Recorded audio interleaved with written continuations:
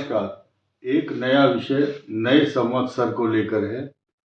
बहुत लोगों के मन में ये बात आती है कि हम तो सनातन धर्म के लोग हैं, हमारा जो वर्ष है वो तो संवत वर्ष होता है। लेकिन जिस तारीखों से आप वेतन ग्रहण करते हैं, नौकरी करते हैं, जिस तारीख से छुट्टी मिलती है व्यावहारिकता में और दिनचर्या में, तो अंग्रेजी तारीख है, उसका फलादेश अंग्रेजी तारीख के अनुसार आपको पहले ही बता दिया गया है। वर्ष कैसा रहेगा वो जनवरी से दिसंबर तक का एक वर्ष का होता है। लेकिन यहाँ आज चर्चा होगी नए संवत्सर की। संवत नया होगा 2083। राजा इसका गुरु है और मंत्री सेनापति, जो असली सेनापति होता है उसका काम है सिर्फ मंत्री, और वही मंगल इस वर्ष रहेंगे। और इस संवत्सर का नाम है शिव विंशति रौद्र नाम का संवत्सर है। हर संवत का नाम अलग होता है। विक्रमी संवत का नाम इसका, ये जितने भी 56-57 संवत हैं उनके नाम हैं। और ये रौद्र नाम का जो संवत्सर है रौद्र रूप दिखाएगा, इसमें कोई शक नहीं है। कुछ खास भविष्यवाणियां इससे जुड़ी हैं, लेकिन वो मार्च के महीने में 15 तारीख के आसपास जो संक्रांति आएगी उसमें भी हम चर्चा करेंगे। लेकिन फिलहाल उन लोगों की जानकारी के लिए जिनको नए संवत से ज्यादा प्यार है, उसके प्रति ज्यादा आस्था है, उसके प्रति ज्यादा क्यूरियोसिटी है, जिज्ञासा है कि नया संवत कैसा होगा। देखिए, यहाँ एक छोटी सी टेक्निकल मिस्टेक भी है, उसको लोग सुधारने की कोशिश करेंगे। देखिए, संवत का जो लास्ट दिन होगा वो होगा 19 मार्च। उसी दिन अमावस्या का जो मात्र 41 पल है, यानी कि सुबह 6:53 पर अमावस्या समाप्त हो जाएगी। उसी समय 19 मार्च को ही प्रतिपदा का आरंभ होगा। गुड़ी पड़वा नाम का एक पर्व है, बहुत बड़ा, और फर्स्ट डे ऑफ संवत, और वही घट स्थापन का दिन भी होगा। अभिजीत मुहूर्त में वृषभ लगन में स्थिर लगन होगा, उसमें घट स्थापन होगा। अब इसमें खास बात क्या है? ये नया संवत बदल रहा है, हर साल बदलता है, तो नई चीज क्या है? फिर नई चीज ये है कि इसका जो शुभारंभ होगा इस वर्ष का, जब, तो देखते हैं कि मुहूर्त क्या है। मुहूर्त है सूर्य, शनि और चंद्रमा, पंचक संज्ञक नक्षत्र होंगे। सूर्य मीन में और शनि भी मीन राशि में ही होंगे। और ये 3 ग्रह राहु मंगल बुध, इनका जो त्रिग्रह योग बन रहा है ये बहुत खराब है, अच्छा नहीं है। अंगारक योग भी है, और ये संकेत देता है किसी सत्ता परिवर्तन के। सत्ता परिवर्तन मतलब भारत के किसी भी प्रदेश में सत्ता का परिवर्तन होना, या भारत की जो सरकार है, सल्तनत है, उसमें बहुत बड़े पैमाने पर बदलाव की संभावना। बड़े बड़े नेता, बड़े बड़े मंत्री अपने पद को गंवाएंगे, ऐसा ग्रह ये बता रहा है। साफ साफ संदेश है, लिखा हुआ है, हम नहीं बता रहे, लिखा हुआ है। अब ऐसी स्थिति में लोगों को क्या मतलब इस बात से? लोग ये चाहते हैं मेरी राशि कैसी रहे। आप अपनी राशि को जोड़ने की कोशिश कीजिए। ये संवत बहुत मायनों में बड़ा खास क्यों रहेगा? ये सूर्य शनि का जैसे ही लग्न देखा जाता है, शुरुआत कहां से हुई? सूर्य शनि, पूरे साल टकराव, सत्ता के नेताओं की मनमानी, महंगाई, अत्याचार पब्लिक के ऊपर बहुत करेगी। नेतागिरी के कारण, यही कारण है नेताओं के प्रति लोगों का गुस्सा, जोश। कहीं अत्याचार है, किसी प्रदेश में अनाचार, व्यभिचार, भ्रष्टाचार और दुराचार, ये सब चल रहा है, तो पब्लिक के अंदर जन आक्रोशित होना, क्योंकि राहु मंगल का अंगारक योग और शनि चंद्र का विष योग, शनि और सूर्य का ये विद्रोह और रौद्र रूप, ये रौद्र चाहे सूर्य के कारण हो चाहे शनि के कारण, रौद्र रूप इसलिए होता है और नाम भी रौद्र ही है इस संवत का। तो ऐसे समय पर ये जो 30 डिग्री कंटिन्यू एक दूसरे के बिल्कुल सीमा में बैठ करके मंगल राहु सूर्य शनि का जो कॉम्बिनेशन है ये बहुत अच्छा नहीं है पब्लिक के लिए और सत्ताधारियों के लिए भी एक चुनौती बनकर आ रहा है। अब हम बात कर लेते हैं 12 की 12 राशियों की कि किस राशि पर जैसे ही संवत आरंभ होगा क्या इम्पैक्ट होगा। मेष राशि पर देखिए, मेष राशि के 12th हाउस में 2 पाप ग्रह है, किसी भी तरह से राहत पहुंचाने वाला तो बिल्कुल नहीं है। पहला ही दिन संवत का मेष राशि के लिए एक तरह की समस्याएं लेकर आ रहा है। उस दिन अपने आप को वह बहुत सचेत सावधान सरलता से चलेंगे तो अच्छा रहेगा। ये पूरा ही वर्ष मेष के लिए 12th हाउस में शनि का प्रारूप बना हुआ है और अब मैं सीक्वेंस नहीं देख रहा हूं कि आप मेष राशि ने देख लिया तो अब मीन राशि वाला सोचेगा लास्ट में आएगा मेरा नंबर। मीन का तो अभी आ रहा है नंबर। अब मीन जो कंडीशन इसके लिए है मेष के लिए 12th हाउस में सूर्य और शनि की, वही मीन के लिए होगी। मीन राशि,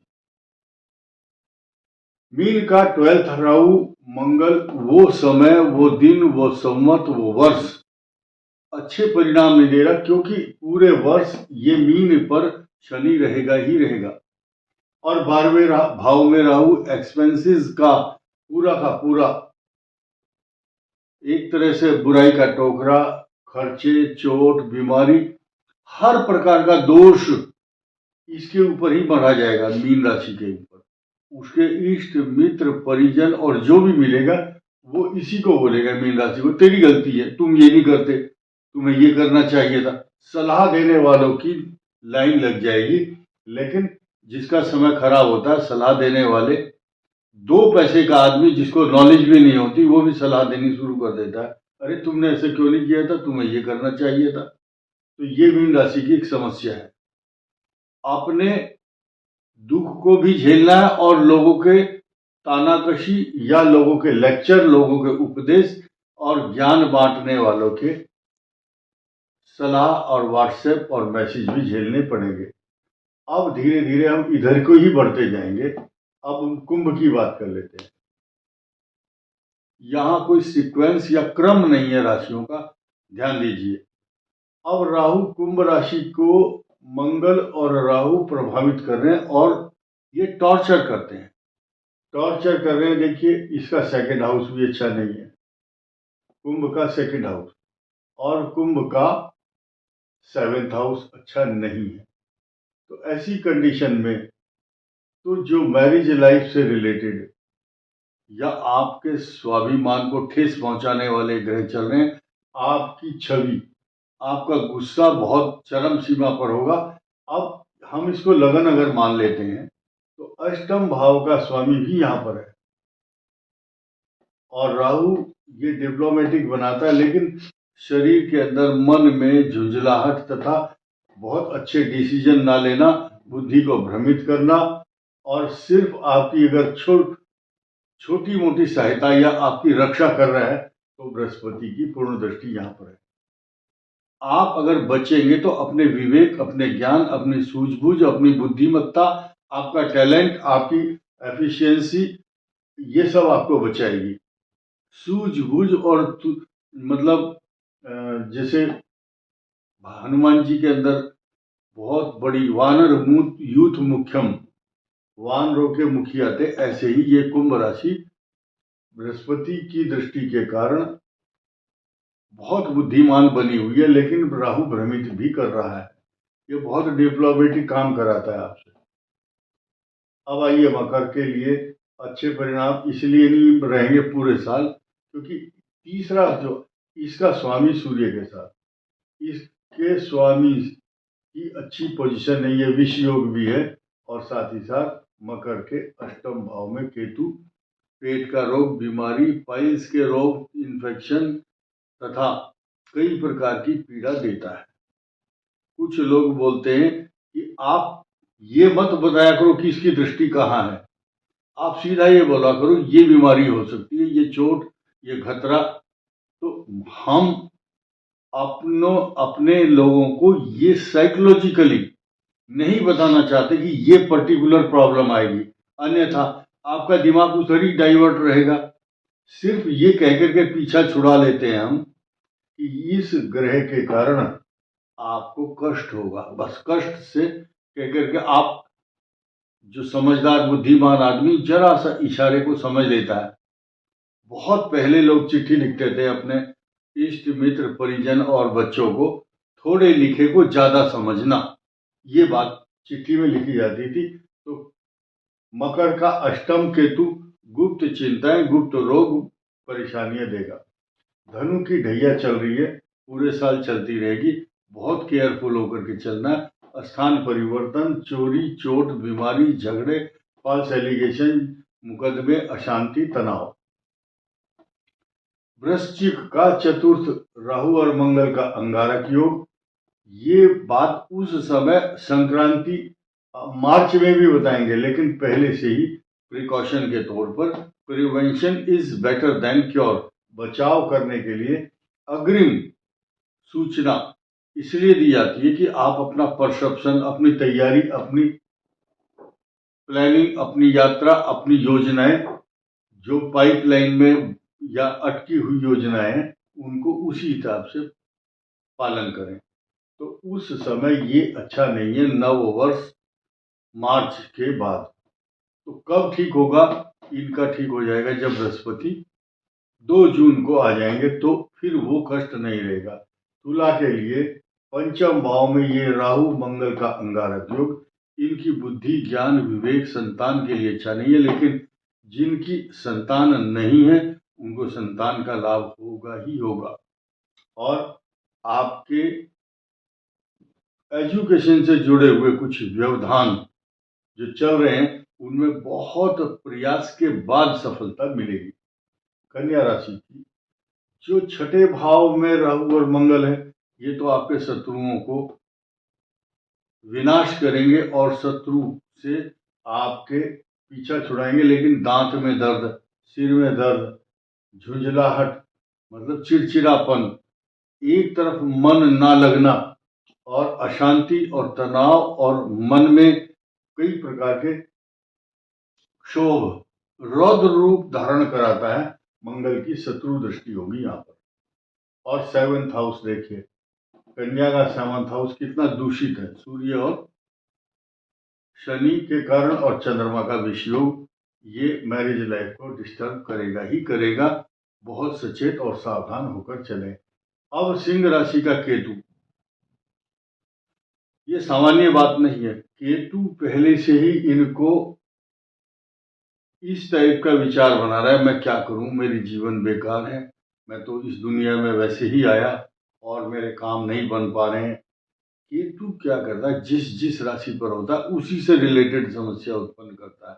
सिंह राशि को एक तरह से गुफा, अंधकार और आगे क्या होगा इस बात को लेकर शून्य में सोचना, डबल मार्क इसके ऊपर पड़ रही है सिंह के। केतु भी है, इधर सप्तम राहु, अष्टम शनि।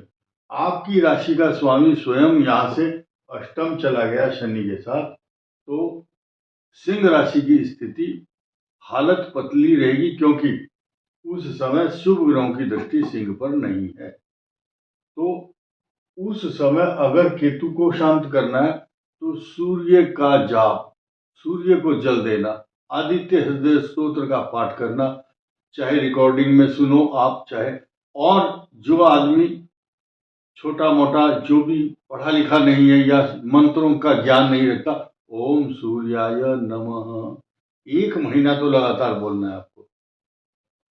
कर्क के लिए अष्टम भाव में चल रहे मंगल राहु का अंगारक योग, नए संवत में स्वास्थ्य से जुड़े हुए कई सारे मामले, गुप्त चिंताएं, ऐसी गोपनीय परेशानियां जिसका डिस्क्लोज करना या खुलासा करना, आपके मन ही मन अंतर मन में अपने दिमाग के किसी एक कॉर्नर में उस समस्या को लेकर आप घूम रहे हैं, आप बता नहीं पा रहे हैं और किसी के सामने कहना आपको अच्छा नहीं लग रहा और कहना भी नहीं चाहिए। तो ये इसको बोलते हैं अंदर ही अंदर घुटन। भाग्य स्थान को पल्लवित और पुष्पित नहीं कर रहा है ये शनि सूर्य दोनों।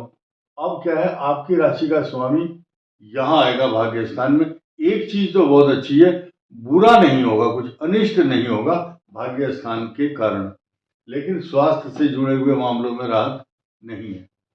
मिथुन की प्रॉब्लम देखिए, मिथुन का भाग्य स्थान ये है, नॉट बैड। आप डरो मत, आपको नुकसान ये तीनों नहीं देंगे। मिथुन के लिए 10वें भाव में सूर्य भी है, शनि भी है। रस्साकसी, जॉब को लेकर, नौकरी को लेकर जो कुछ ऐसे डेवलपमेंट भी होने वाले हैं, मिथुन के लिए एक अच्छी खबर है। वहाँ चंद्रमा, शनि, सूर्य तीनों में से कोई एक तो लाभ देगा ही देगा। सबसे ज्यादा लाभ देगा शनि। चंद्रमा भाग्य स्थान में गुड, ये अच्छी मिथुन के लिए अच्छी अपॉर्चुनिटी है, क्योंकि ये भाव पर बृहस्पति का पूरा प्रभाव है और आपके कर्म स्थान को भी ये, यानी कि कर्म स्थान कैसे, इस 7वां भाव पार्टनर का भी है, इनके द्वारा कुछ ना कुछ हेल्प मिलनी। और भाग्येश जो है आपका शनि चंद्रमा के साथ और सूर्य के साथ है, इसलिए मिथुन पर इसलिए बुरा प्रभाव नहीं होगा, क्योंकि बृहस्पति को इसका साथ मिलेगा। वृषभ के लिए कई प्रकार की अनियमितताएं, अशांति, तनाव एक जगह टिकने नहीं दे रहा है आपको। ये 10वें भाव में होंगे राहु, मंगल, बुध, चतुर्थ केतु। अशांत मन, माता की तरफ से या आपके मकान, जमीन, आपका वाहन, ये सारी समस्याएं देने वाला रहेगा। तो इसलिए उस समय आप अपने आप को कुछ समय के लिए साइलेंट बनाओ। अगर ज्यादा बड़े कई प्रकार की चुनौतियां, कई कष्ट, कई सारे झंझट सामने आए हैं, एक सप्ताह चुप हो जाओगे या उधर से अपनी आंख बंद कर लोगे, या जो नौकरी में है उस समय छुट्टी लेकर के थोड़ा सा अवॉइड करने की कोशिश करेंगे तो समस्या टल जाएगी। अब 12 की 12 राशियों को उस समय कलश स्थापन करने के बाद अगर उस दिन अपनी इष्ट देवता, पितृ देवता, कुल देवता, जिस देवता को भी आप मानते हैं, कोई किसी भी धर्म, संप्रदाय और समूह का व्यक्ति है, तो अपने इष्ट देवता को उस हिसाब से पूजा करें। कोई जो भी उनका धर्म स्थल है वहां जाएं और अपनी आस्था और श्रद्धा से पूजा करेंगे। उसी दिन आपको ये श्योरिटी है कि बहुत बड़ा कोई नेगेटिव इफेक्ट नहीं होगा। इस वीडियो में इतना ही। धन्यवाद, नमस्कार।